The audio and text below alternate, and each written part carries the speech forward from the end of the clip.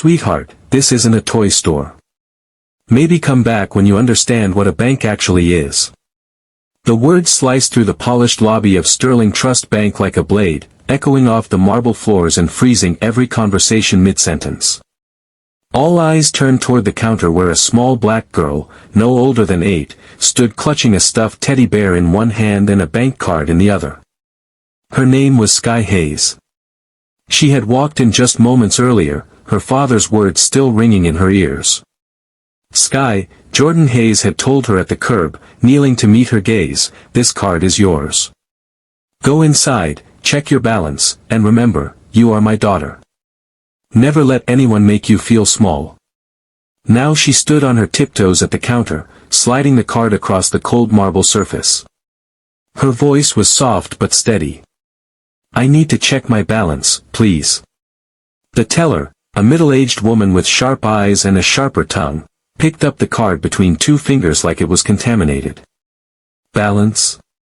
Honey, are we playing pretend today? Welcome back, family. To every single subscriber watching this right now, thank you. Your support means everything, and because of you, stories like Sky's get to be told. If you are new here, subscribe to our channel and let me know where you are watching from in the comment section.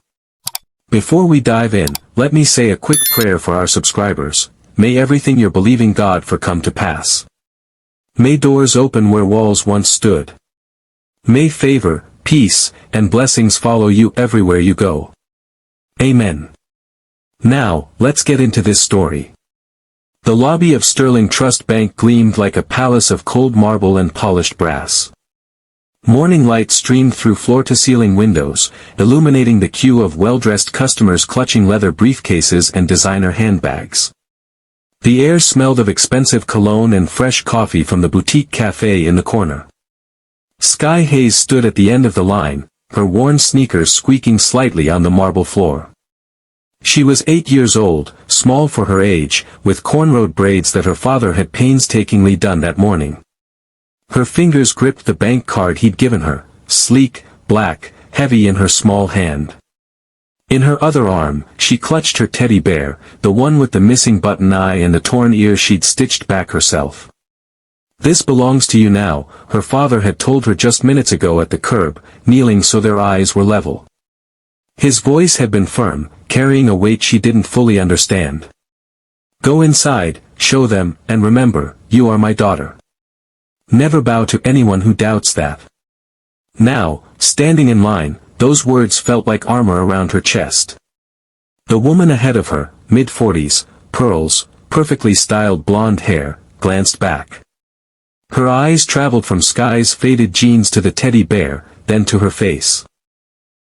The woman's lips pressed into a thin line before she turned away, stepping closer to the person in front of her as if putting distance between them. Sky's stomach tightened, but she held her ground. The line moved forward. One person. Then another. Finally, Sky reached the counter. The teller, a middle-aged woman named Sharon, according to her name tag, looked up from her computer. Her eyes landed on Sky, and her professional smile faltered for just a moment before returning, tighter this time. Can I help you, sweetheart? The word sweetheart came out patronizing, like she was talking to a lost toddler. Sky stood on her tiptoes, sliding the card across the marble counter. Her voice was soft but clear. I need to check my balance, please.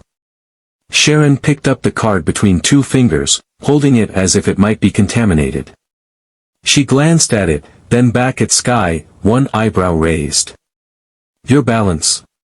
She let out a small laugh, looking to the teller beside her, who smirked in response. Honey, is this your mommy's card? Did she send you to get something? No, ma'am, Sky said, her grip tightening on her teddy bear. It's mine. My daddy gave it to me. Sharon's smirk widened.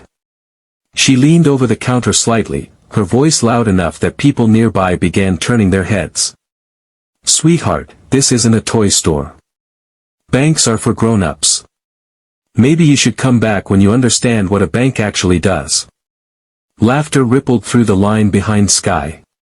A man in a business suit chuckled. Maybe she's saving up her allowance. Another voice, older, dripping with condescension, kids these days. They think everything's a game. Sky's hands began to tremble. Her throat felt tight, like someone was squeezing it. She looked down at her teddy bear, focusing on the worn stitching, trying to steady herself. Please, she whispered, looking back up at Sharon. My daddy told me to check it. Sharon sighed dramatically, rolling her eyes toward the ceiling as if asking for patience from above. Fine. Let's see what we're working with here. She swiped the card through the machine with exaggerated slowness, shaking her head the entire time. Behind Sky, the whispers grew louder. Probably empty. Poor thing's confused. Where are her parents? The machine beeped.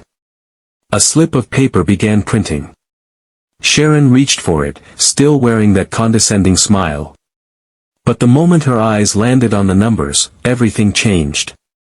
Sharon's smile died on her lips.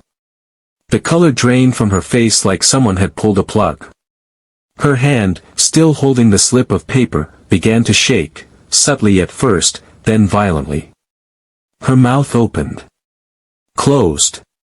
Opened again. No words came out. The other teller, a younger man named Marcus, leaned over. What's wrong? Is the card stolen? Sharon didn't respond. She just stared at the numbers, her eyes wide, unblinking, as if she were staring at something impossible. Something that shouldn't exist. Marcus squinted at the slip. His jaw went slack. That can't be right, he whispered. Behind Sky, the crowd had gone quiet, sensing something had shifted. The laughter had evaporated, replaced by a thick, suffocating silence. A woman near the back craned her neck. What's happening up there? Sharon finally found her voice, though it came out strangled. There must be some mistake. The system must have glitched. She swiped the card again, her fingers fumbling. The machine beeped. Another slip printed. Same numbers. Sharon's breathing quickened. Sweat beaded on her forehead. Sky stood perfectly still, her teddy bear pressed against her chest. Is everything okay? She asked quietly. Sharon's head snapped up, her expression a mixture of shock and something else, fear, maybe, or embarrassment that was quickly curdling into defensiveness. But before she could respond, a voice cut through the lobby like a knife. Oh, Sky. Every head in the bank turned. Standing near the entrance, shopping bags in one hand and a coffee in the other, was Mrs. Harper.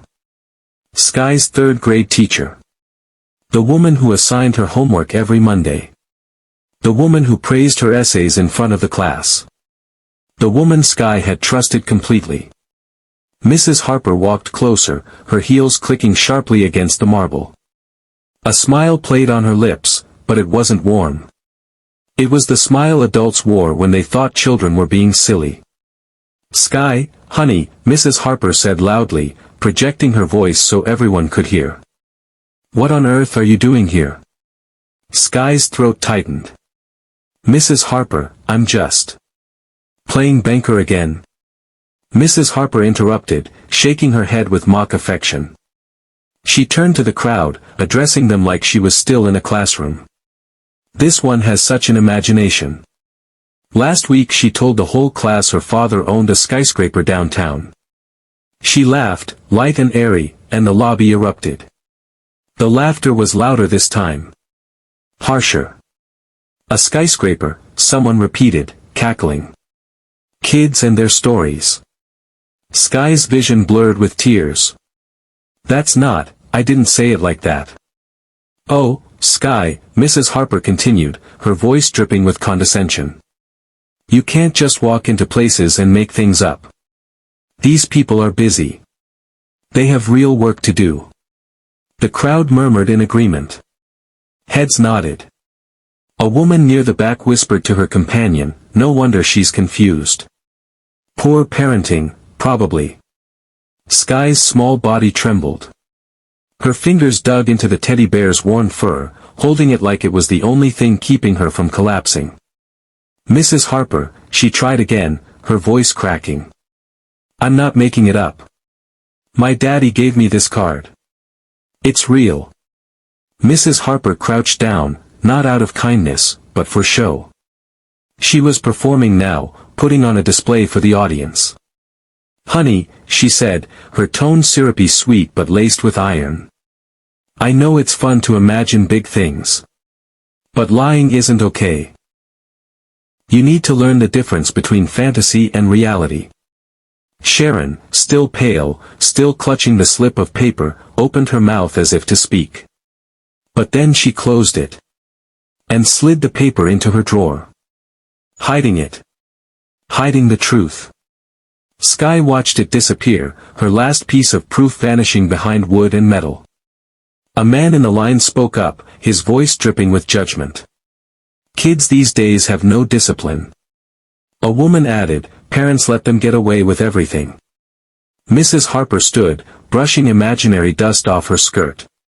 "Come on, Skye. Let's get you outside before you embarrass yourself further." "I'm not lying." Skye's voice broke, louder now, desperate. But Mrs. Harper had already turned her back. The crowd began dispersing, shaking their heads, muttering about attention-seeking children and bad parenting. Skye stood frozen in the middle of the lobby, her teddy bear clutched against her chest, tears streaming silently down her cheeks. The truth, her truth, was locked in that drawer. And no one cared. If you've ever been in a situation where the people who were supposed to protect you turned their backs instead, drop a comment below telling me where you're watching from. Hit that subscribe button because Skye's story is far from over, and you won't want to miss what happens when her father finds out what they did to his little girl. Skye didn't sleep that night. She lay in her bed, staring at the ceiling, replaying the bank over and over. The laughter. Mrs. Harper's voice. The way Sharon had hidden that slip of paper like it was a dirty secret. By the time morning came, her eyes were red and swollen. "Maybe they'll forget," she whispered to her teddy bear as her father drove her to school. "Maybe nobody will remember." But she knew better. The moment she stepped through the school gates, she heard it. "Check my balance. Check my balance." The chant started with 3 kids near the basketball court. Then 5. Then 10. By the time Skye reached the playground, a circle had formed around her, 20 children, maybe more, clapping their hands in rhythm, their voices rising in cruel harmony. "Check my balance. Check my balance." Skye stopped walking, her backpack suddenly feeling like it weighed 1,000 pounds. Her teddy bear was tucked inside, but she wished she'd kept it out, held it against her chest. A boy named Marcus pushed his way to the front of the circle, grinning wide. He was popular, athletic, the kind of kid everyone wanted to be friends with. "Yo, my mom told me what happened," he said, loud enough for everyone to hear. "She said you went to the bank and embarrassed yourself. Said you were pretending to be rich." "I wasn't pretending," Skye said quietly, her voice barely audible over the chanting. "What?" Marcus cupped his hand to his ear, mocking. "Can't hear you over all that fake money you got." The circle erupted in laughter. A girl named Emma stepped forward, her arms crossed. "My dad said you probably stole that card. He said kids like you always make up stories for attention." "I didn't steal anything." Skye's voice cracked, desperation bleeding through. "Sure you didn't," another kid jeered. "Next you'll tell us your dad's a superhero. Or a prince. Or the president." The chanting grew louder, faster, more vicious. "Check my balance. Check my balance." Skye's vision blurred with tears. Her hands balled into fists at her sides, nails digging into her palms. She looked around the circle, searching for a friendly face, someone, anyone, who would stand with her. And then she saw her. Naomi. Her best friend since kindergarten. The girl she'd shared her lunch with every day. The girl who knew her favorite color, her favorite song, the name of her teddy bear. Naomi stood at the edge of the circle, arms folded, watching. Their eyes met. For a moment, hope flickered in Sky's chest like a candle in the wind. "Naomi," Sky breathed, her voice breaking. "Tell them. You know me. Tell them I'm not lying." The playground went silent. Every eye turned to Naomi. Marcus looked at her. Emma looked at her. The entire circle waited. Naomi shifted her weight from one foot to the other. She glanced at the crowd, then back at Sky. Her face was unreadable. Sky took a step forward. "Please, Naomi. You know my dad. You've been to my house. You know I wouldn't lie." Naomi's jaw tightened. The silence stretched, thick and suffocating. And then Naomi shrugged. The gesture was small. Casual. Devastating. "Maybe it's true," Naomi said slowly, her voice cold and distant. "Maybe Sky just pretends a lot." The words hit Sky like a physical blow. Her knees buckled slightly. The world tilted. The crowd exploded. Even her best friend doesn't believe her. She's a liar. Faker. Attention seeker. Sky didn't hear the rest. She turned and ran. Past the swings. Past the slides. Past the teacher standing by the doors who saw everything but did nothing. She ran until her lungs burned and her legs felt like jelly. She ran until she couldn't hear the chanting anymore. But she couldn't outrun the truth. Even Naomi had turned her back. The walk home felt like walking through enemy territory. Sky kept her head down, her backpack straps digging into her shoulders, her teddy bear hidden inside where no one could see it and mock her for it. The afternoon sun beat down on the sidewalk, but Sky felt cold. She turned onto her street, the same street she'd walked down 1,000 times, where neighbors waved and called her name, where she'd ridden her bike and played hopscotch with other kids. But today, everything was different. Mrs. Chen sat on her porch, watering her potted plants. When Sky passed, she leaned toward her neighbor, Mrs. Patterson, and whispered, loud enough for Sky to hear. "That's the girl. The one who caused that scene at the bank." Mrs. Patterson shook her head slowly, her lips pursed. Sad, really. Kids lie for attention these days. It's all that screen time. And the parents just let them," Mrs. Chen added, her voice dripping with judgment. Sky's steps slowed, but she kept walking. "Don't cry. Don't let them see you cry." Across the street, Mr. Patterson stood by his mailbox, talking to another parent, Barbara, whose daughter Stephanie was in Sky's class. His voice carried on the breeze, clear as a bell.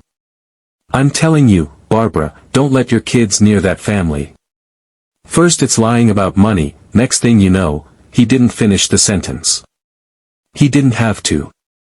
Barbara nodded knowingly, her face tight with disapproval. "I already told Stephanie to stay away from her. Can't be too careful." Sky's chest tightened. Stephanie. They'd worked on a project together just last month. They'd built a volcano that actually erupted. Stephanie had said it was the coolest thing she'd ever done. Now her mother was telling her to stay away.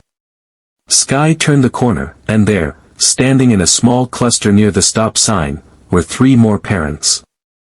They stopped talking the moment they saw her. Their eyes followed her like hawks tracking prey.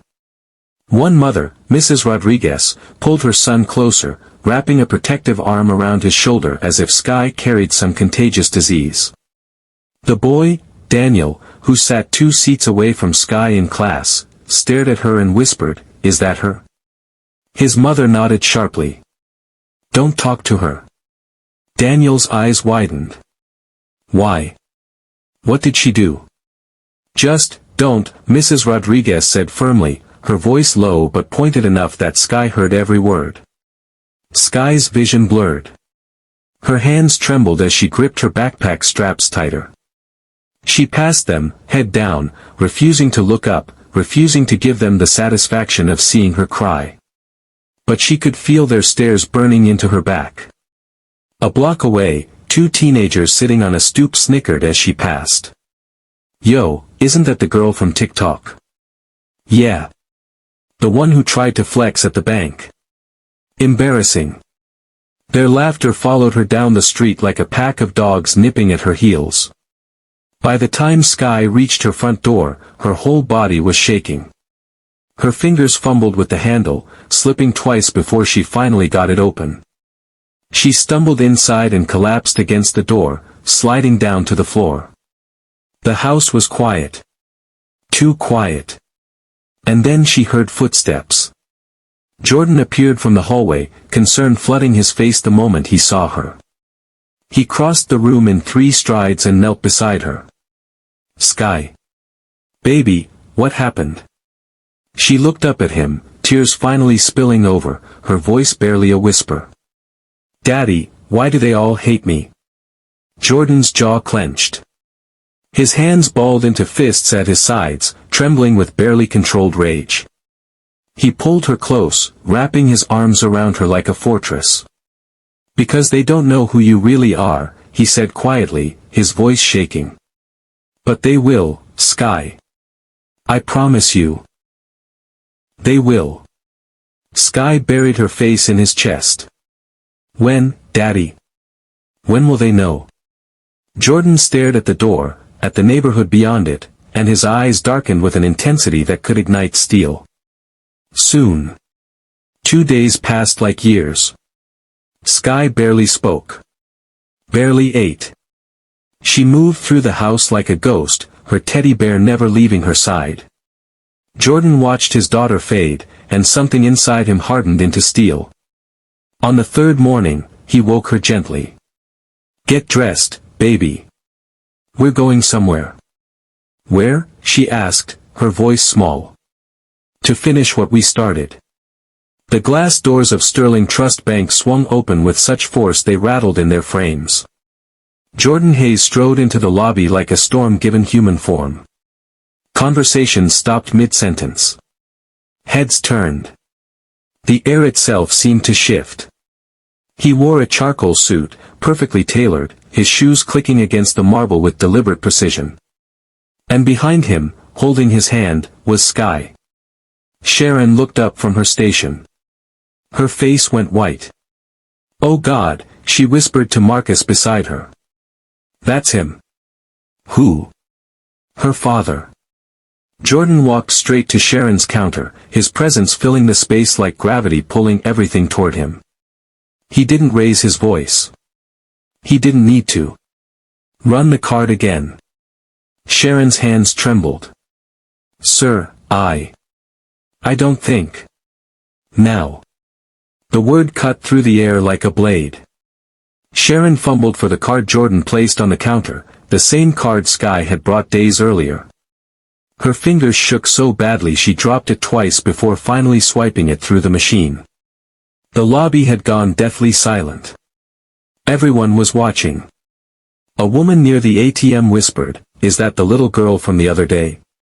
Someone else, "Oh my God, it is." The machine beeped. The slip began printing. Jordan didn't move.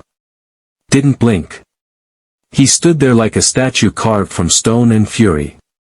The slip finished printing. Sharon pulled it out slowly, her face going from pale to ghost white. Her breath caught in her throat. Jordan took the slip from her trembling fingers. And held it high above his head. High enough for every single person in that lobby to see. "You disgraced my child," Jordan's voice cut through the silence like thunder. "You mocked her. You laughed at her. You made her feel like she was nothing." He turned slowly, making eye contact with every person who had been there that day. Some looked away. Others stared, frozen. "Now you see the truth." Gasps rippled through the crowd. "Oh my God. That can't be real. How much is?" Near the ATM, Mrs. Harper stood frozen, her coffee cup slipping from her hand. It shattered on the marble floor, the sound echoing like a gunshot. Jordan lowered the slip, his eyes finding Sharon's. My daughter came here with dignity. And you stripped it from her in front of strangers. Remember this moment. Phones came out. A dozen cameras pointed at him. Someone was recording. Jordan didn't care. He knelt down, bringing himself to Sky's level. His voice softened, meant only for her but carrying to the edges of the room. You stood tall when they tried to break you. Never forget that. Sky nodded, her eyes wet but no longer empty. For the first time in days, she stood a little straighter. Jordan stood, taking her hand. Come on, baby. We're done here. As they walked toward the exit, the lobby remained silent except for the sound of their footsteps. But behind them, fingers were already flying across phone screens. Uploading. Sharing. Spreading. The video was already going viral. And what none of them knew, what Jordan couldn't know, was that with viral fame came enemies. Dangerous ones. The video hit 50,000 views in the first hour. By midnight, 2 million. By sunrise, it had exploded across every corner of the internet like wildfire. Father exposes bank that humiliated his 8-year-old daughter. Black girl mocked at bank, dad's response shocks everyone. You won't believe what this teller did. The clip was everywhere, Twitter, Instagram, TikTok, Facebook, Reddit. It played on loop in millions of homes, on millions of screens, in break rooms and coffee shops and subway cars. Jordan's voice echoed through phone speakers across the country, you disgraced my child. Now you see the truth. The comments section became a war zone. At Justice Warrior 23, this is why accountability matters. That baby deserved better. Broken heart. At Skeptical Mind 91, fake. That balance was photoshopped. Wake up people. At MamaBear_speaks, I'm crying. She stood there with her teddy bear and they laughed at her. At Troll Account 88, rich people problems. There are real issues in the world. At Teacher Mom, that teacher should be fired too. She made it worse. Talk shows picked it up by noon. Morning news anchors debated it over coffee. Radio hosts argued about it during drive time. Is this about wealth? About race? About dignity? Should the bank be held accountable? Who is Jordan Hayes? Hashtags trended worldwide within 24 hours. Hashtag Justice for Sky. Hashtag Believe Black Girls. Hashtag Sterling Trust Scandal. Hashtag Sky Strong. At the Hayes estate, Sky sat in the living room watching herself on the news. It felt surreal, like watching a stranger who happened to have her face. Daddy, she said quietly, why are so many people talking about me? Jordan sat beside her, his arm around her shoulders. Because you showed them something they needed to see. Courage. But not everyone saw courage. On cable news, a commentator in a crisp suit leaned into the camera. While the father's anger is understandable, we have to ask, is this really about the child?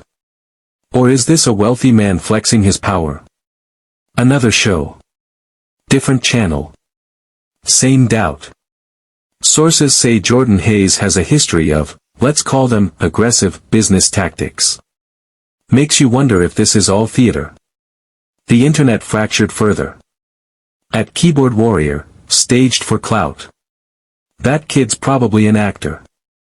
At Conspiracy King, nobody that rich would send their kid into a bank alone.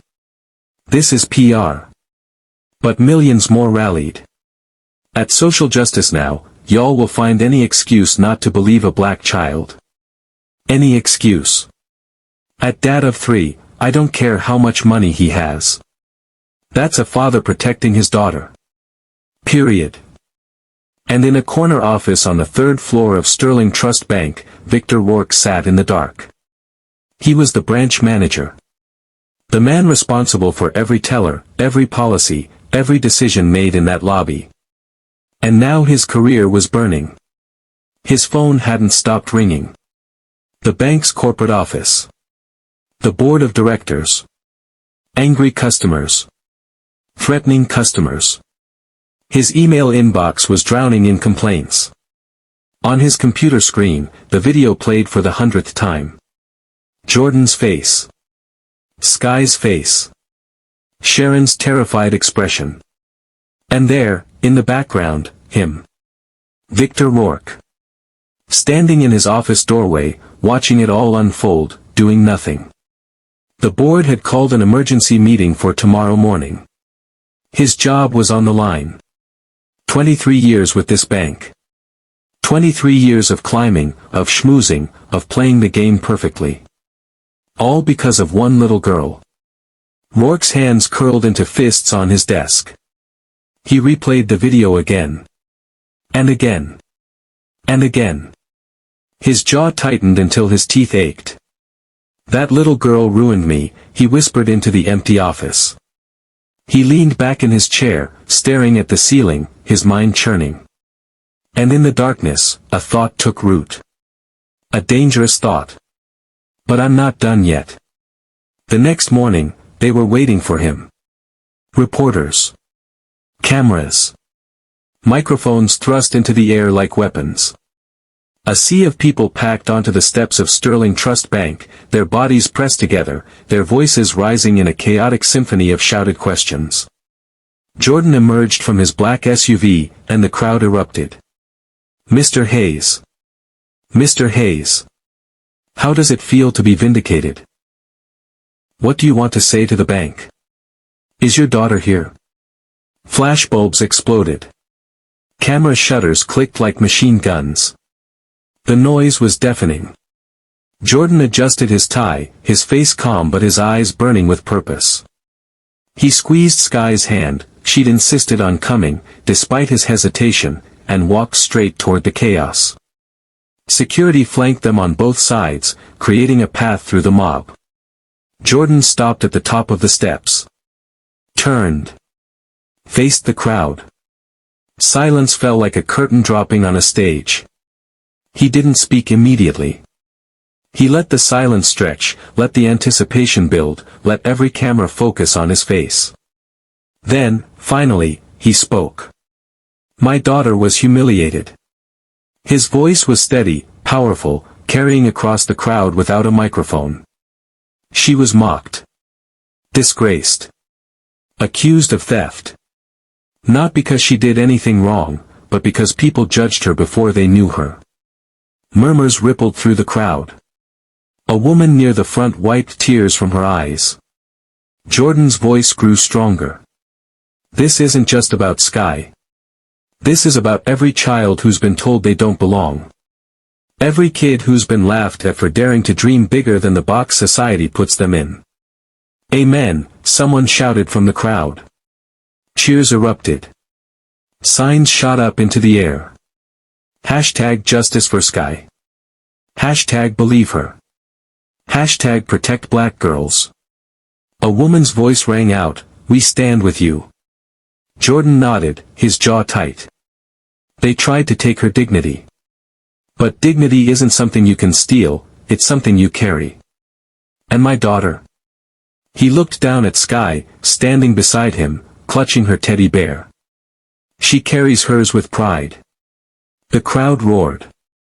Hundreds of people, maybe thousands, chanting Sky's name. Sky. Sky. Sky. Cameras captured every second. Every angle. Every tear on every face. This was victory. This was justice. Sky looked up at her father, her eyes wide with wonder. She'd never seen so many people in one place. Never heard her name chanted like a prayer. Jordan raised her hand like a champion being crowned. The crowd went wild. But hidden in the back, wearing a baseball cap pulled low and sunglasses that covered half his face, stood Victor Rourke. He didn't cheer. He didn't clap. He watched. His phone buzzed in his pocket. Another email. Another termination notice from corporate. Effective immediately, Victor Rourke is relieved of his duties at Sterling Trust Bank. Security will escort you from the premises by end of day. 23 years. Gone. His reputation, destroyed. His future, ruined. All because of them. Rourke's jaw clenched so hard his teeth ached. His fists balled in his jacket pockets, nails digging into his palms until they drew blood. The crowd chanted louder. Jordan raised Sky's hand higher. And in that moment, standing in the shadow of his own destruction, Rourke made a choice. A dark, terrible choice. If my life is over, he thought, his eyes burning with hatred as he stared at the little girl on those steps, then theirs will be too. He turned and disappeared into the crowd. Nobody noticed. Nobody saw him leave. Nobody knew what he was planning. It started 3 days later. A blog post. Anonymous. Untraceable.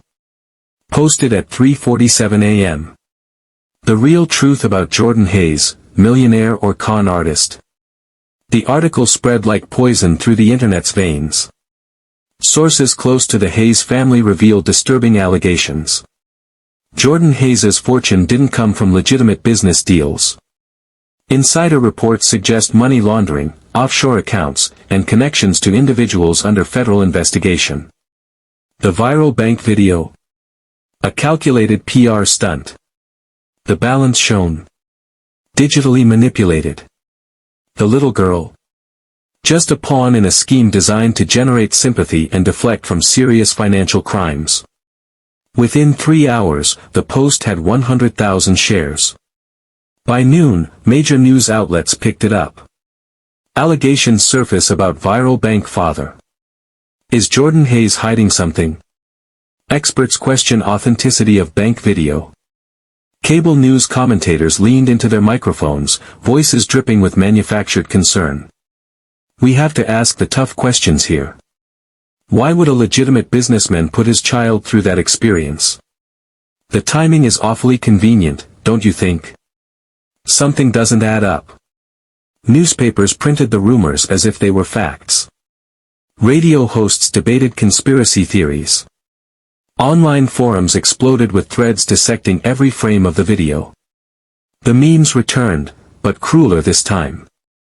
Sky's face, photoshopped onto movie posters, the greatest scam ever told.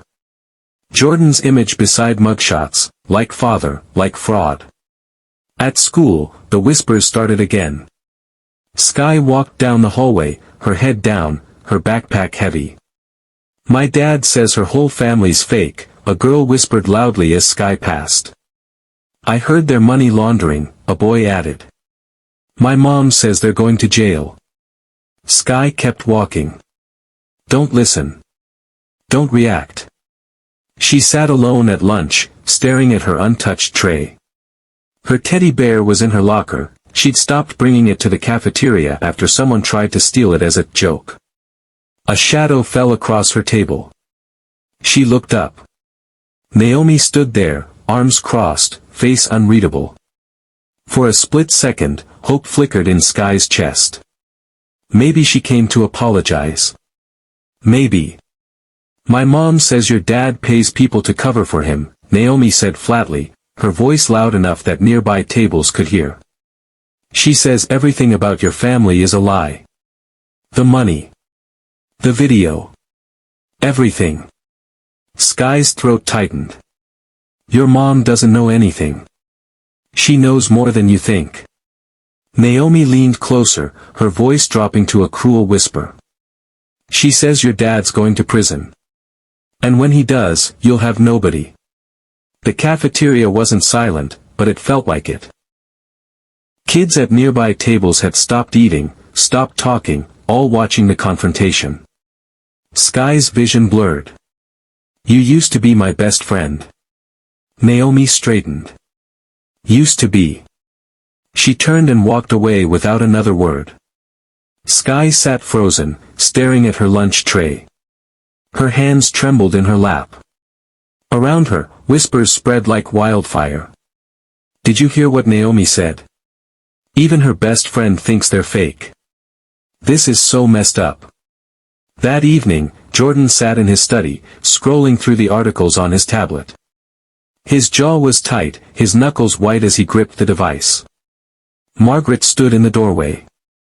It's everywhere, Donovan. Every outlet.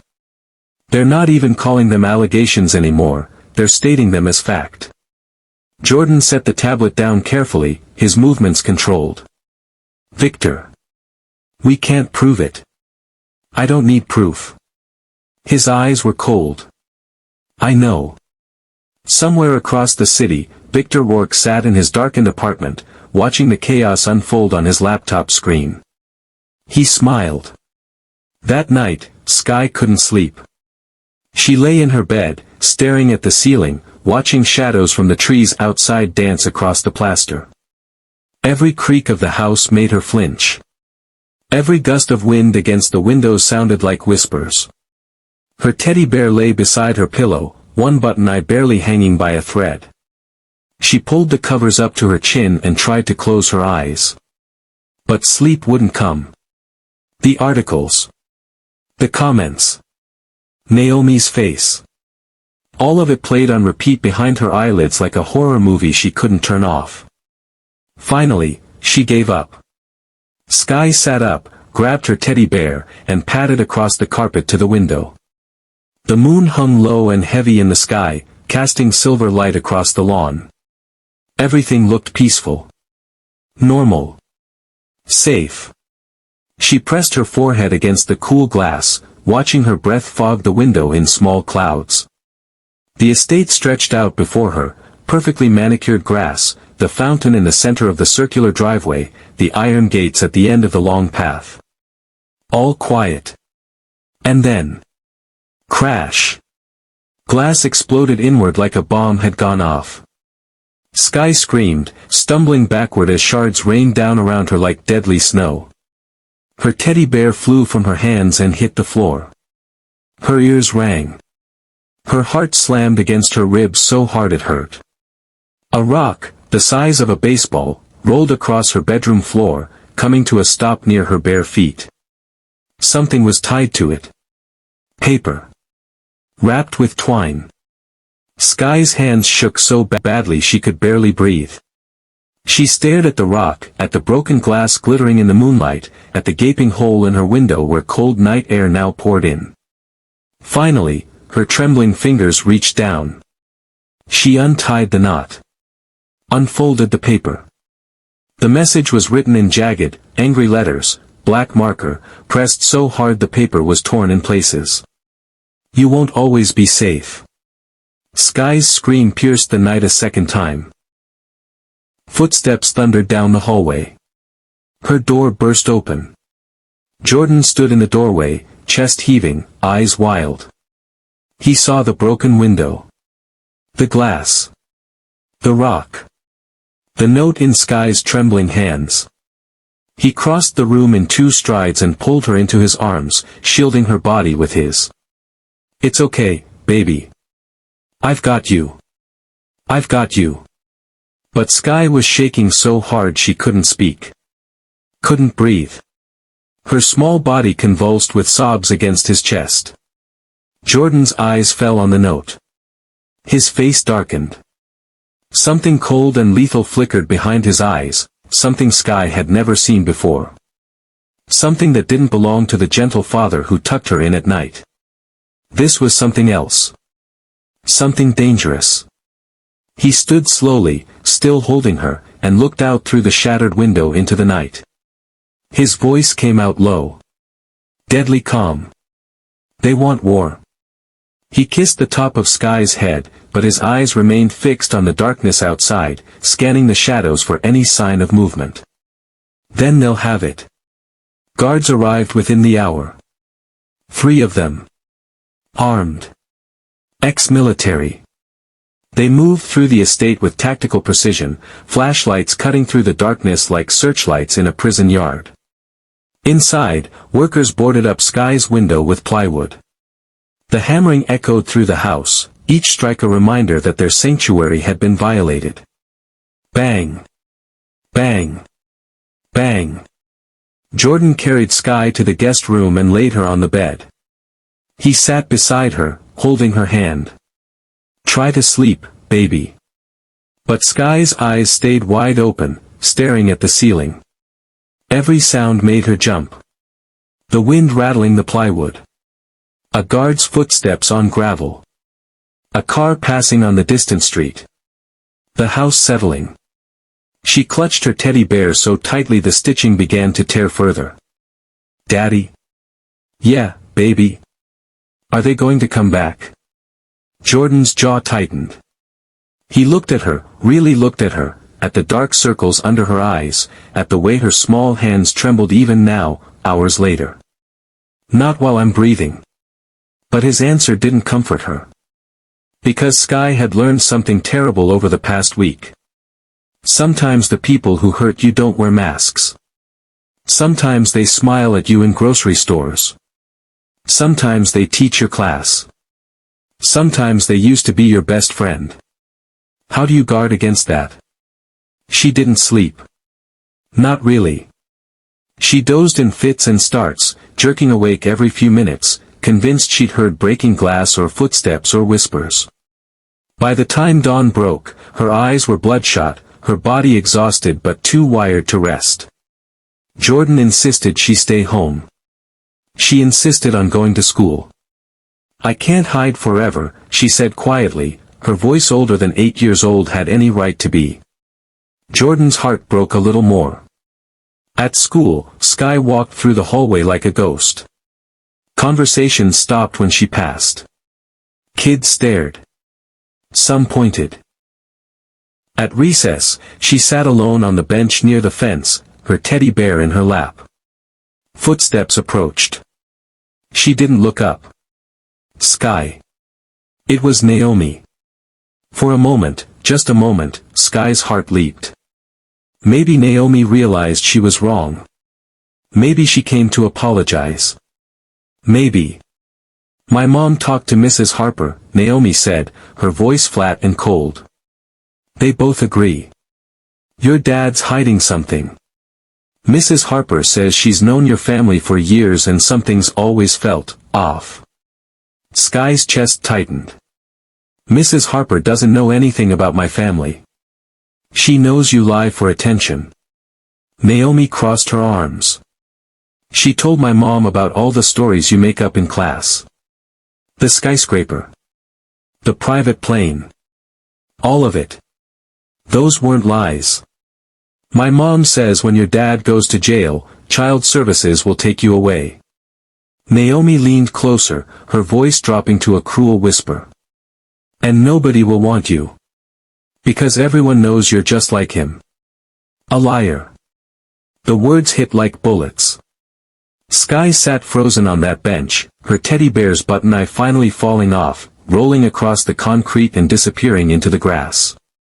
Naomi turned and walked away without another word. And in that moment, Sky understood something she never wanted to know. Some betrayals cut so deep, they never stop bleeding. Has someone you trusted ever betrayed you when you needed them most?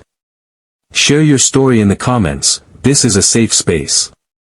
And if you're feeling what Sky is going through right now, subscribe and turn on notifications because what happens next will remind you why standing up for yourself always matters, even when the whole world turns against you. She looked down at her teddy bear, missing both eyes now, stitching coming apart, stuffing peeking through like old wounds. It looked exactly how she felt. Broken. The call came during lunch period. Jordan's phone buzzed. The caller ID read, Meadowbrook Elementary, Principal's Office. He answered on the second ring. "This is Jordan Hayes." "Mr. Hayes, this is Principal Whitmore." Her voice was clipped, professional, cold. "We need to speak. Immediately." "About?" "Your daughter. Please come to my office as soon as possible." The line went dead. Jordan arrived 20 minutes later, his expression unreadable as stone. Principal Whitmore sat behind her desk, fingers steepled, wearing the kind of tight smile that promised bad news wrapped in false politeness. Her office smelled of air freshener and coffee. Certificates lined the walls, achievements, commendations, degrees. All carefully framed. All perfectly aligned. "Mr. Hayes, thank you for coming on such short notice." She gestured to the chair across from her. "Please, sit." Jordan didn't sit. "What's this about?" Whitmore's smile tightened. "Your daughter has become a disruption." "A disruption?" "Yes." She shuffled papers on her desk, avoiding his eyes. "Since the incident at the bank went viral, we've had numerous complaints. Parents are concerned. Teachers are uncomfortable. The learning environment has been compromised." Jordan's voice dropped dangerously low. "Compromised how?" "Well," Whitmore adjusted her glasses, "some parents feel that your family's situation has brought unwanted attention to the school. Media vans have been parked outside our gates. Reporters have approached students. And there have been allegations." "Allegations?" Jordan took a step forward. "Against my 8-year-old daughter?" "Against you, Mr. Hayes." Whitmore met his eyes finally. "Parents are asking questions. About your finances. About the authenticity of that viral video. One parent even claims you threatened Mrs. Harper in the parking lot last week. I've never spoken to Mrs. Harper in my life. Nevertheless, perception matters." Whitmore folded her hands. "For the safety and well-being of all our students, we believe it's best if Sky takes a temporary leave of absence." Silence. The word hung in the air like poison gas. Jordan stared at her. "You're suspending my daughter." "It's not a suspension, per se. It's a... You're punishing the victim." His voice was ice. "My daughter was humiliated. Mocked. Stones were thrown through her bedroom window. And your solution is to remove her?" Whitmore's smile tightened further. "Mr. Hayes, I understand your frustration, but..." Jordan's palm slammed on the desk so hard pens jumped. "You punished the victim instead of the bullies. Instead of the adults who mocked her.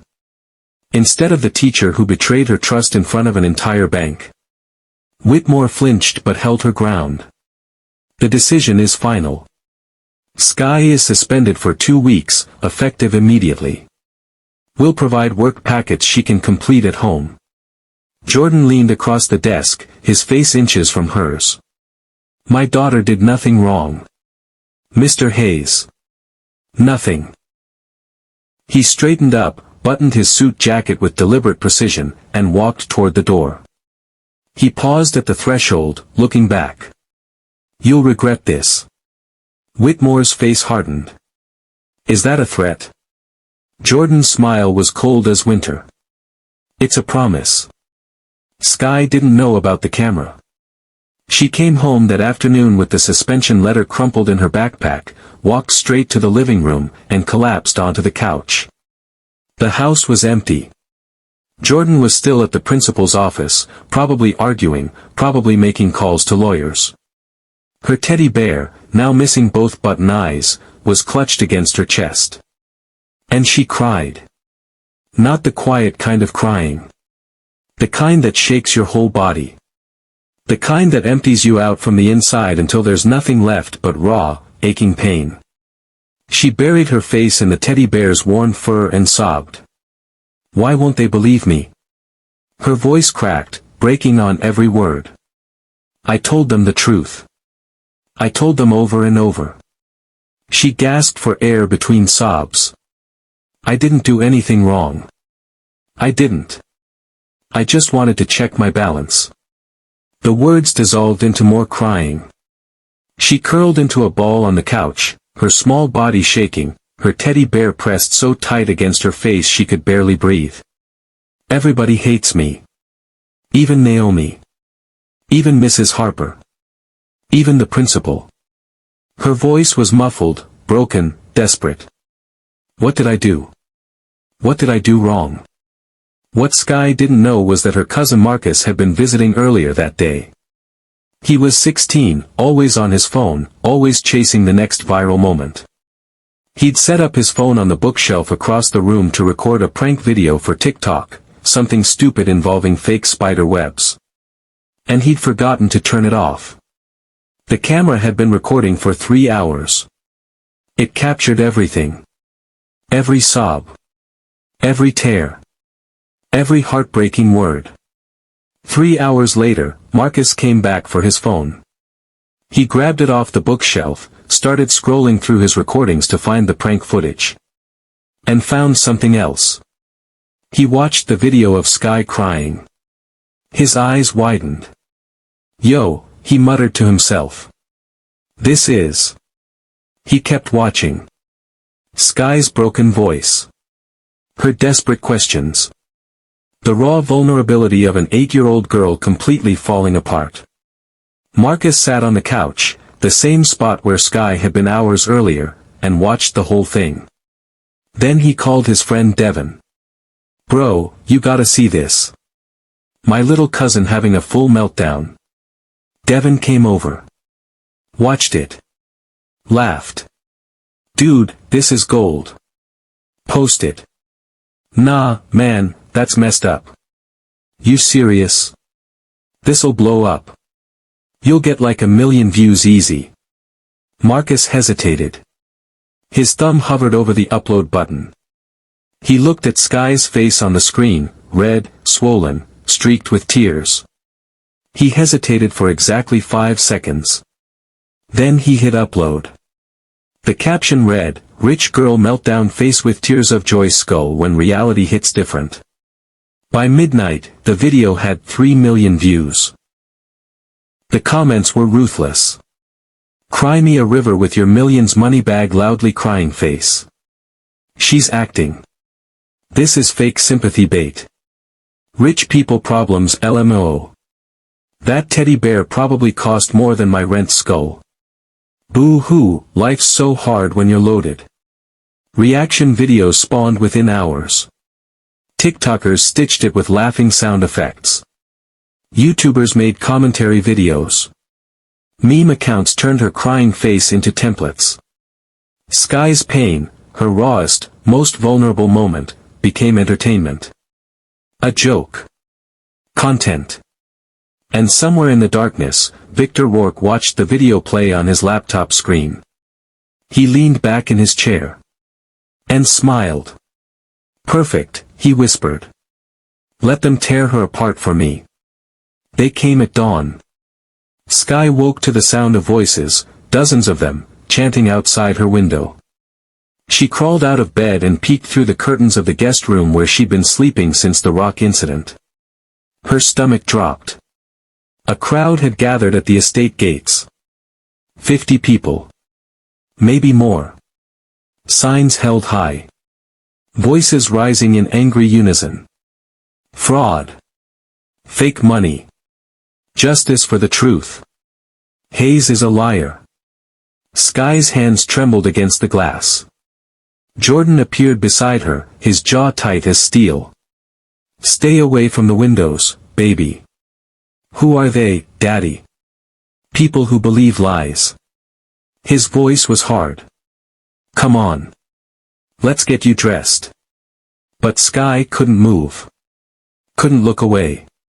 Because standing at the front of the crowd, megaphone in hand, baseball cap gone, face fully visible for the first time, was a man she'd never seen before. Victor Rourke. He raised the megaphone to his lips. "Jordan Hayes is a liar." The crowd roared in response, their voices shaking the morning air. He staged that video. Louder. He used his daughter as a prop. The chants grew deafening, crashing against the estate walls like waves against a cliff. Rourke pointed directly at the house, directly at the window where Skye stood frozen. "That little girl is part of the con. Expose the lies. Expose the fraud." The crowd surged forward, pressing against the iron gates. Security guards formed a line, hands on their radios, eyes alert, bodies tense. "Tear down the gates. Make him answer. Justice now. Skye stepped back from the window, her breath coming in short, sharp gasps. Daddy. Jordan pulled her close, his large hand covering the back of her head. He can't get in. The guards won't let him. But Skye wasn't listening. Her eyes were locked on Rourke through the gap in the curtains. He was staring straight at their window. Even from that distance, she could see his eyes, cold, calculating, filled with something dark and terrible. He smiled. Slowly.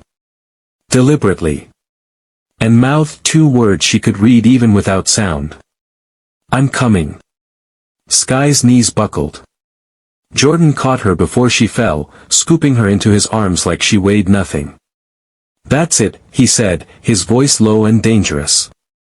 No more running. No more defense. He carried Skye away from the window, but his eyes never left Rourke's face through the glass. You want war? Jordan whispered, more to himself than anyone. You just declared it. Outside, the chants continued, growing louder by the minute. Fraud. Fraud. Fraud. The crowd swelled larger. More people arrived, drawn by social media posts and news alerts. What had started as 50 became 100. And Rourke stood at the center of it all, megaphone raised, orchestrating the chaos like a conductor leading an orchestra of hatred. He'd lost everything. His career. His reputation. His future. And now he wanted blood. The siege had begun. Jordan gathered his security team in the study. 6 men. All ex-military. All hand-picked. All loyal. Marcus, head of security, broad-shouldered with a scar across his jaw, stood at attention. Beside him, 5 others, Thompson, Rodriguez, Chen, Williams, and Davis. Men who'd seen combat. Men who understood threat assessment. Jordan stood at the head of the room, hands planted flat on the mahogany desk, eyes burning with a fury they'd never seen before. They want us silent, he said, his voice quiet but lethal. They want us broken. They want my daughter to crawl into a hole and disappear. Silence hung in the room like smoke. But we will not bow. His fist slammed the desk. We will not hide. And we will not let them win. The men nodded, jaws tight, ready. Marcus, I want triple patrols. Eyes on every corner of this property. Motion sensors on every gate. Cameras covering every blind spot. Yes, sir. Thompson, Rodriguez, I want background checks on every person in that crowd outside. Who organized them? Who's funding them? Who's pulling the strings? On it. Jordan turned to Chen. Pull every piece of footage from the bank. Security cameras, traffic cams, everything. I want a timeline of Victor Rourke's movements for the past month. Understood. And Williams, Davis, Jordan's voice dropped, dangerous. Find out everything about Victor Rourke. Where he lives. Who he talks to. What he eats for breakfast. I want to know his life better than he does. Williams nodded. How deep do you want us to go? As deep as it takes. Marcus stepped forward. Sir, if he's orchestrating this protest, he's not working alone. Someone's helping him. Probably someone with resources. Jordan's eyes narrowed. Then find them. All of them. And when we do, we expose them. Jordan straightened. If they keep pushing, I will push back harder. And I will not stop until they regret ever speaking my daughter's name. Later that night, Skye found her father sitting on the edge of her bed, staring out the boarded-up window. She climbed onto the bed beside him, her eyeless teddy bear clutched in her arms. Daddy? He turned, his expression softening instantly. Yeah, baby. Will it ever end? Jordan pulled her close, wrapping his arms around her small frame. He kissed the top of her head. Yes. When? His jaw tightened. His eyes darkened. When they regret ever speaking your name. Skye looked up at him, her voice barely a whisper. What if they don't stop? Jordan's gaze drifted back to the window, to the darkness beyond, to the protesters still camped outside the gates. Then I'll make them. Skye buried her face in his chest, feeling the steady rhythm of his heartbeat. Outside, the wind picked up. The guards patrolled the grounds with flashlights. The cameras watched every shadow. But neither Jordan nor Skye knew what was already in motion. Because at that very moment, one of the guards, a man named Peters who'd been hired just 5 days ago, was texting a number he shouldn't have. Gates clear at 2 a.m. Left side. Cameras have a 30-second blind spot. The reply came instantly. Good. You'll get your money tomorrow. Peters deleted the messages and slipped his phone back into his pocket. Then he resumed his patrol, whistling softly into the night. 2 a.m. The estate was silent except for the wind rustling through the trees. Peters stood at his post near the left gate, checking his watch. Right on time. He glanced over his shoulder. The other guards were on the opposite side of the property, making their rounds. Marcus had just radioed in from the main house. Thompson was checking the perimeter cameras. Everything running like clockwork. Which meant nobody was watching here.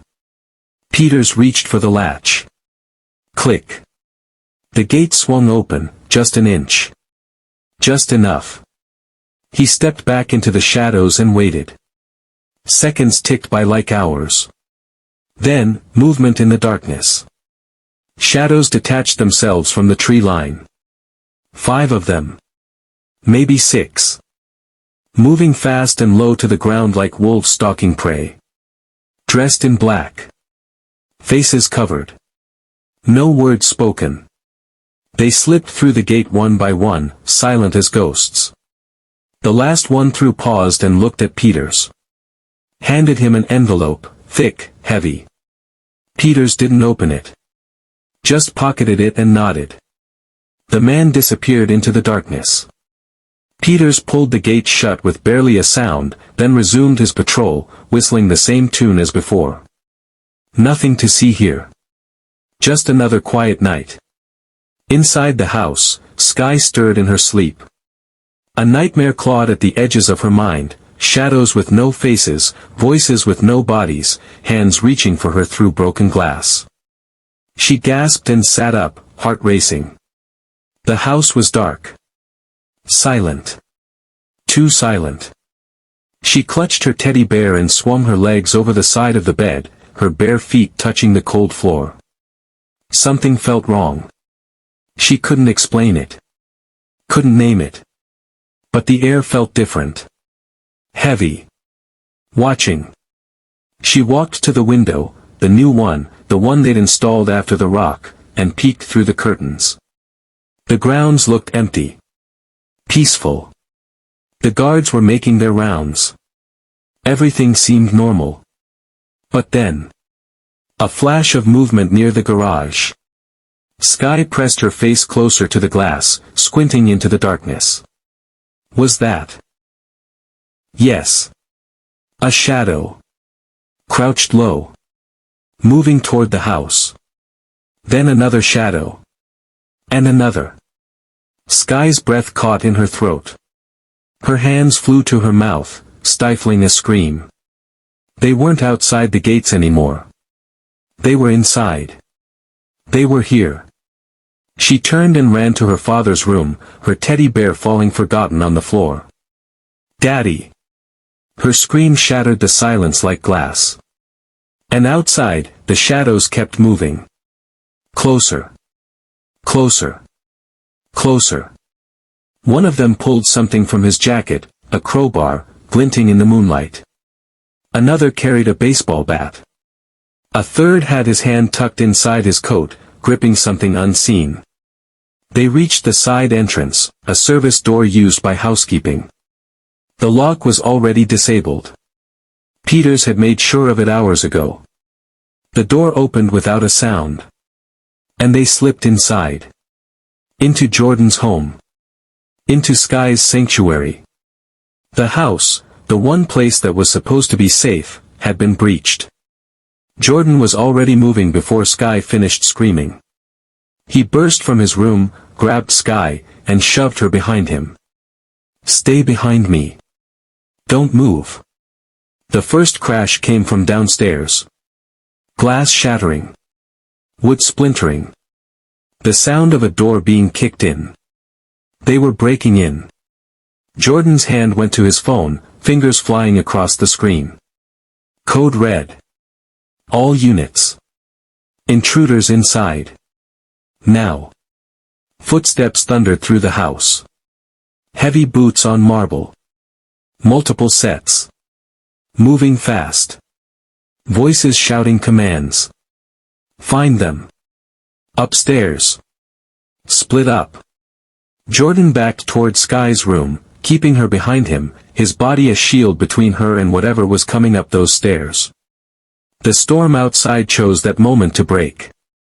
Thunder cracked like a gunshot. Rain hammered against the windows. Lightning lit up the hallway in brief, blinding flashes. A shadow appeared at the top of the stairs. Then another. Then three more.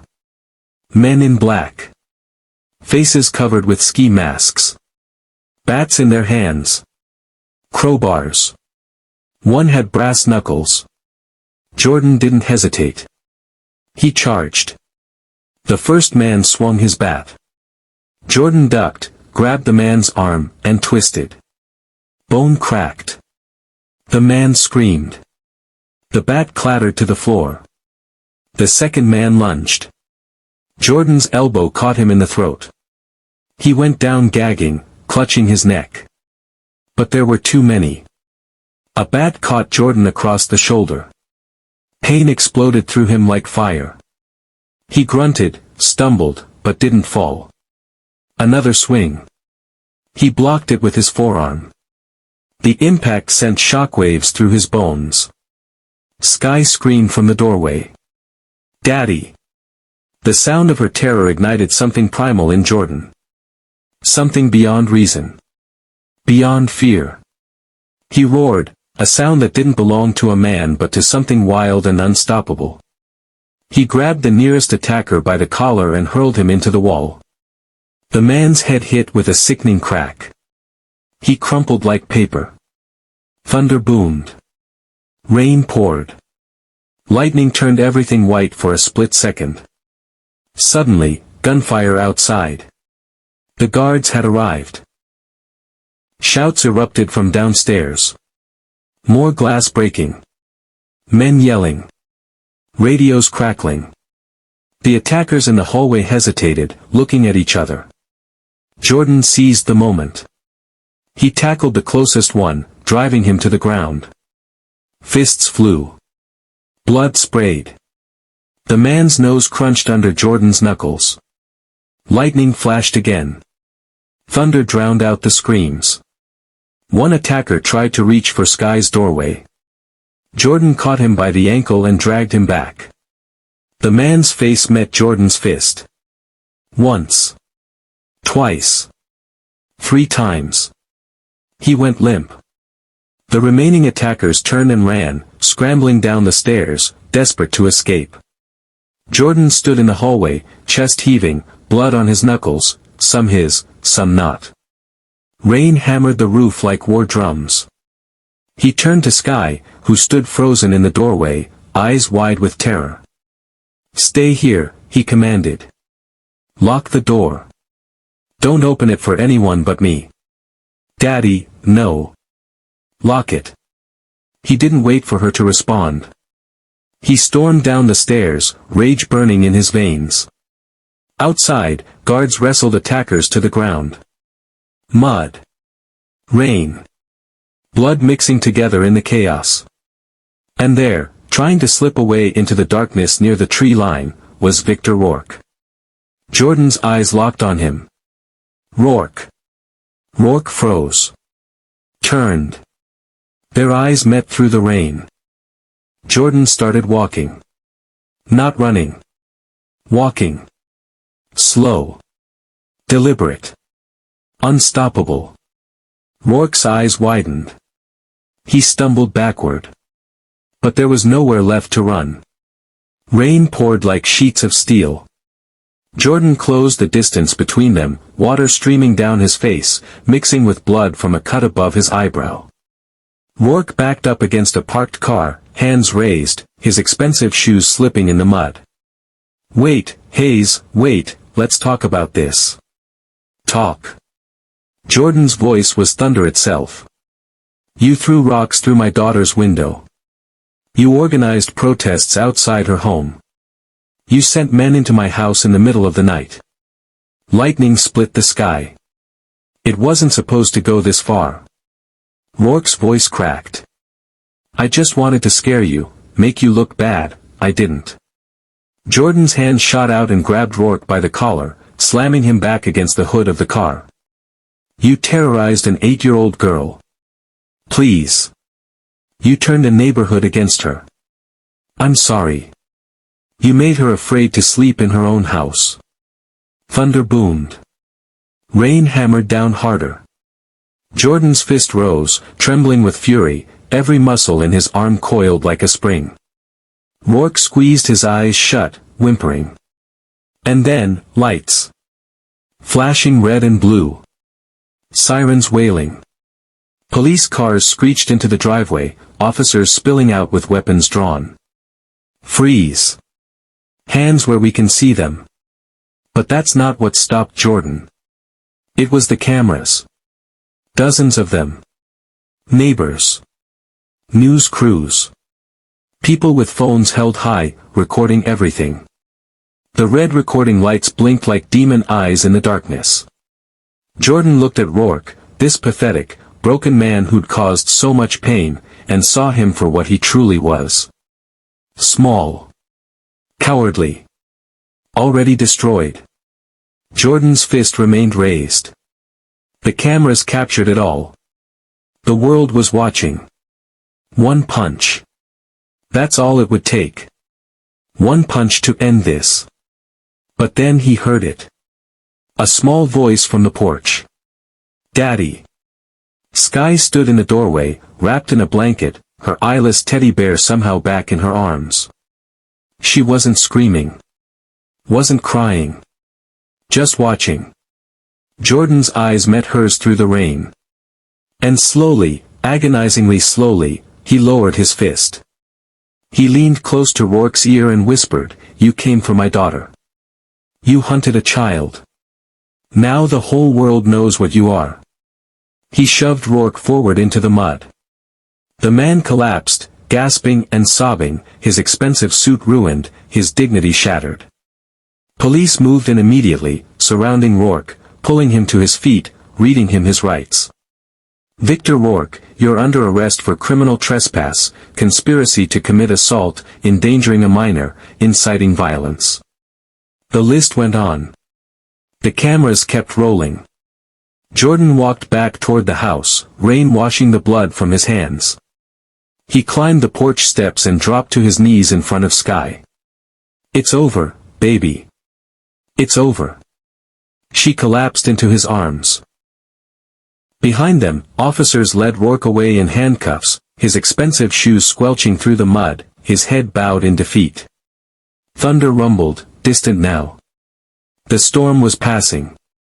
Right now, tell me in the comments, was Jordan right to show restraint, or should he have finished what Rourke started? There's no wrong answer here. And if this moment gave you chills, hit that subscribe button and share this video because stories like Skye's need to be told, and I can't do it without you. But the cameras never stopped recording. And by sunrise, the footage would be everywhere. The question was, would they call Jordan a hero? Or a monster? By 6 a.m., the video had 10 million views.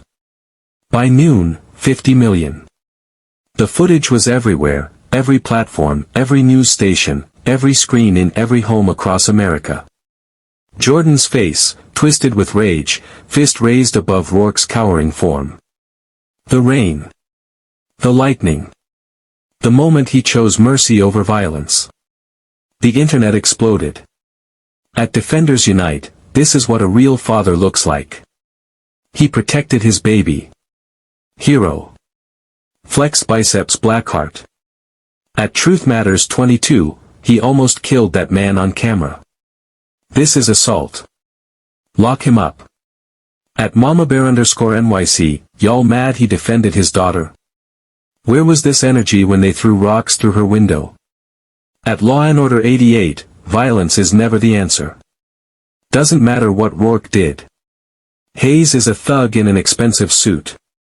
At Justice for Sky, he showed restraint. Watch the full video. He could have ended that man but he chose not to. Cable news split down the middle. CNN anchor, morning show, Jordan Hayes showed remarkable restraint in a situation where many wouldn't have. Fox News commentator, evening segment, but should we celebrate a man who nearly committed assault on camera? What message does this send? MSNBC panel debate, his daughter was terrorized in her own home. Conservative radio host, two wrongs don't make a right.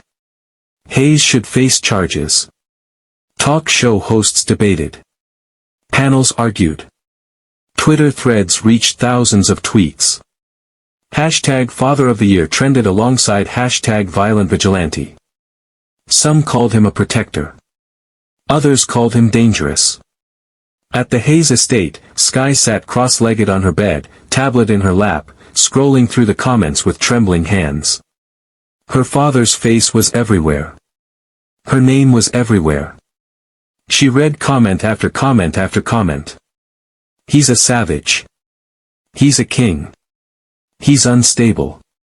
He's exactly what we need. Lock him up. Give him a medal. He's teaching his daughter that violence is okay. He's teaching his daughter to stand up for herself. Her small hands shook. Tears blurred the screen. Was her daddy a hero? Or a monster? She didn't know anymore. The tablet slipped from her fingers and landed softly on the blanket. Outside her room, she could hear Jordan on the phone with lawyers. His voice was calm but strained. I don't care what they're saying. I'd do it again. Every single time. A pause. My daughter's safety isn't up for debate. Another pause. Then let them come after me. I'm not hiding. Sky pulled her eyeless teddy bear close and whispered into its torn fur. I just wanted to check my balance. That's all this was supposed to be. A little girl. A bank card. A simple transaction. How did it become this? Her door opened.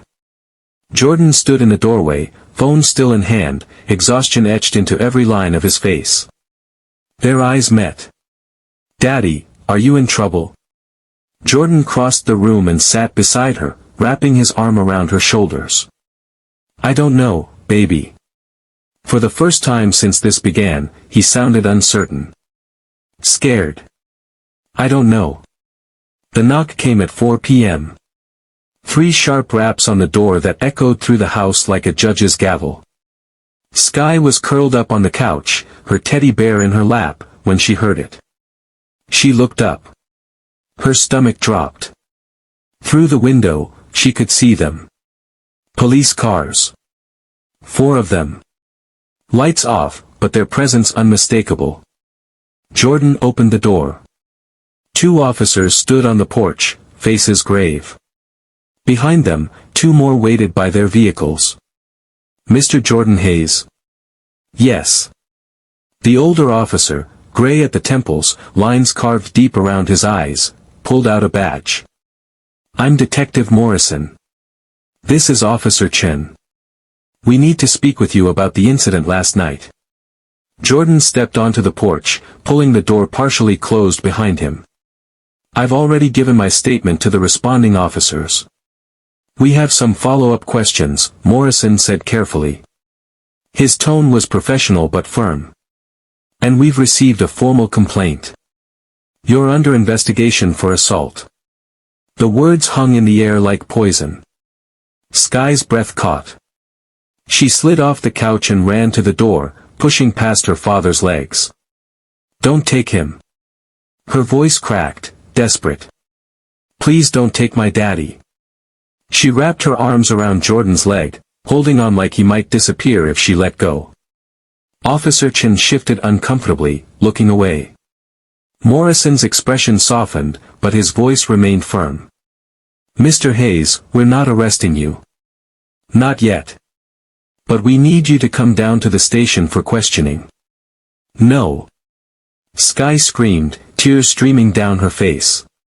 "He didn't do anything wrong. He was protecting me. They came into our house." Jordan knelt down, gently prying her arms loose. "Sky, baby, look at me." She shook her head violently, sobbing. "Sky." His voice was firm. "Look at me." She finally met his eyes, her face streaked with tears. "I'll be back.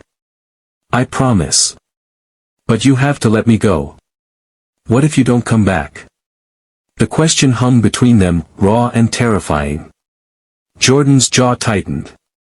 He pulled her close, kissing her forehead. "I will always come back for you.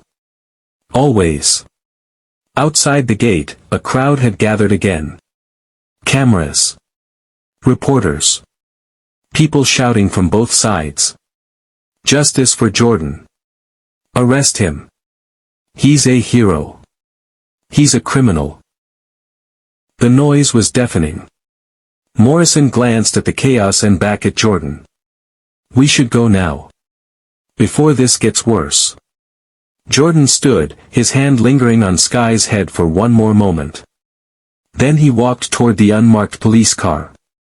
Sky stood frozen on the porch, her eyeless teddy bear clutched against her chest, watching her father get into the back seat.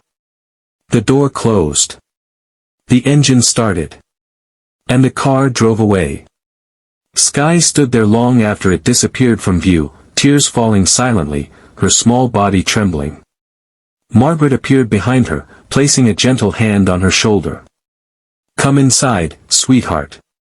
But Sky didn't move. She just stared at the empty driveway where her father had been.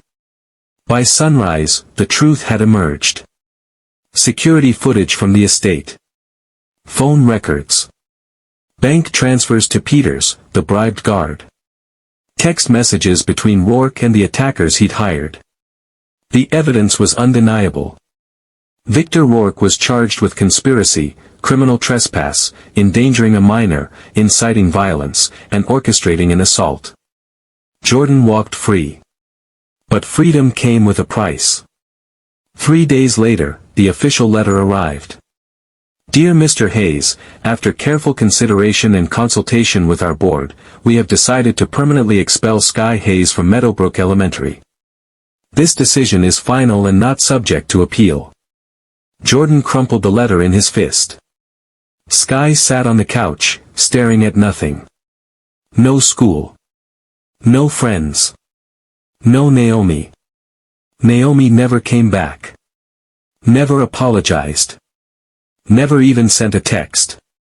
The teddy bear sat beside Sky on the couch, eyeless, torn at the seams, stuffing peeking through like old wounds that refused to heal. It looked exactly how she felt. Broken. Scarred. Barely holding together. Jordan sat down beside her, the weight of everything pressing down on his shoulders. "They tried to disgrace you," he said quietly, his voice thick with emotion. "They tried to break you. To make you small. To make you disappear." Sky didn't respond. Just stared at her hands. Jordan gently lifted her chin so she had to look at him. "But you are Sky Hayes." His voice cracked. "And they will never, never, forget your name." Tears welled in Sky's eyes, but they didn't fall. Something had changed in her. Something fundamental. Something irreversible. Her eyes, once bright with childlike wonder, had aged. They carried weight now. Knowledge. Pain. She was 8 years old. But her eyes were so much older. She picked up her teddy bear, running her fingers over its torn seams, its missing eyes, the places where it had come apart. Then she stood and walked to the window, looking out at the neighborhood that had turned against her. At the school that expelled her. At the world that tried to erase her. Jordan stood beside her, placing a hand on her shoulder. "What are you thinking, baby?" Sky was quiet for a long moment. The morning sun streamed through the window, casting long shadows across the floor. Finally, she whispered. Not with sadness, not with anger, but with something colder, harder, more powerful. "Then let them remember." 1 week after the arrest, Jordan sat in his study reviewing documents when Margaret rushed in, her face pale. "Donovan, we have a problem. The charges against Rourke are being dropped." Jordan's head snapped up. "What?" "His lawyer just filed a motion. Claims Rourke was acting under duress. Says someone else orchestrated everything." She slid a folder across the desk. "And there's more. Forensic accountants found something in the bank's records. Large payments to Rourke from an offshore account. He wasn't working alone." Jordan opened the folder. His jaw tightened as he read. The payments traced back to a shell corporation. And that corporation was owned by someone Jordan knew very well. Richard Hayes. The chairman of Sterling Trust Bank's board of directors. Jordan's mind raced. Richard Hayes had been his business rival for 15 years. They'd competed for contracts, investors, properties. Every time Jordan won, Richard smiled through gritted teeth and plotted his next move. But this? Using an 8-year-old child as a weapon? He knew, Jordan said quietly. He knew Sky would walk into that bank that day. He probably told Sharon and Victor exactly how to handle it. Margaret nodded grimly. "There's more. We pulled phone records. Richard called Victor 17 times in the week before the incident. And he was at the bank that morning. Security footage shows him leaving through the back entrance 10 minutes before Sky arrived." Jordan's fists clenched. He staged the entire thing. He wanted the humiliation. He wanted the viral moment. He wanted me to look like a villain defending her. He almost succeeded, Margaret said. If Rourke hadn't escalated to violence, Richard might have destroyed your reputation completely. Jordan stood. Where is he now? That's the thing. He disappeared. 3 days ago. Hasn't been seen since the prosecutor started digging into the offshore accounts. But Richard Hayes hadn't disappeared. He sat in a private suite at the Four Seasons, bourbon in hand, watching the news coverage of Rourke's pending release. His phone buzzed. A text from his lawyer, "They're on to us. Forensic trail leads back to you. I suggest you leave the country." Richard smiled. He'd prepared for this possibility. Passport under a different name. Private jet fueled and waiting. 20 million in untraceable cryptocurrency. He'd won, in a way. Even if Jordan survived this scandal, the damage was done. Sky's face would forever be associated with chaos and controversy. Richard raised his glass in a mock toast to the television screen showing Jordan's face. "Checkmate," he whispered. Then his door burst open. FBI agents swarmed the suite, weapons drawn. "Richard Hayes, you're under arrest for conspiracy, wire fraud, racketeering, and endangering a minor." Richard's glass shattered on the floor. "You can't prove anything," he snarled. Agent Torres stepped forward, holding up a tablet. Victor Rourke flipped. "He gave us everything. Recordings. Emails. Bank statements. You paid him $50,000 to humiliate that little girl. And when it backfired, you paid him another $100,000 to escalate." Richard's face went white. "You wanted Jordan Hayes destroyed," Torres continued. "You thought if you could make him look unstable, you could force him out of business deals, tank his reputation, maybe even get him arrested. But you didn't count on one thing. What? A father's love is stronger than your hatred. The trial lasted 6 weeks. The evidence was overwhelming. Recordings of Richard's voice instructing Victor on exactly what to say. Email chains planning the spontaneous humiliation. Financial transfers made hours after Skye left the bank in tears. The prosecution called witness after witness. Sharon, the teller, testified that Richard had approached her the night before and told her a test was coming the next day. She'd assumed it was a corporate compliance check. She never imagined it involved a child. Mrs. Harper, the teacher, testified that Richard had called her personally and asked her to happen to be at the bank that morning. He'd offered her $2,000 to add credibility to the narrative. And Victor Rourke, facing 20 years in prison, took the stand and laid bare the entire conspiracy. He told me to make her feel worthless, Victor said, his voice hollow. He said, make it public. Make it humiliating. Make Jordan Hayes come to her rescue looking like a violent thug. I thought I was just playing a role. I didn't realize how far it would go. And the attack on the estate? The prosecutor asked. Victor's voice dropped to a whisper. That was all Richard. He hired the men. He paid Peters to unlock the gate. He wanted Jordan to snap on camera. Wanted him arrested. Wanted everything to crumble. The courtroom was silent. On the witness stand, Skye sat beside her father, her eyeless teddy bear in her lap. The judge looked at Richard Hayes, powerful businessman, community leader, respected board chairman, and saw him for what he truly was. A coward who weaponized a child. 25 years, the judge pronounced. No possibility of parole. Outside the courthouse, Jordan knelt before Skye on the steps. It's really over, she asked. It's really over. Skye looked at her teddy bear. Then at her father. Can I go back to school? Jordan smiled, tears in his eyes. We'll find you a new school. A better one. Somewhere you'll be safe. And will they believe me? Jordan pulled her close. Anyone who doesn't believe you doesn't deserve to know you. Reporters shouted questions, but Jordan ignored them. He lifted Skye into his arms and walked toward the car. Behind them, Richard Hayes was led away in handcuffs, his empire destroyed, his legacy forever tarnished. And somewhere in the crowd, a woman approached Jordan before he could leave. She was older, gray-haired, wearing simple clothes. Her face was kind. Mr. Hayes. I'm Anna Blackwell.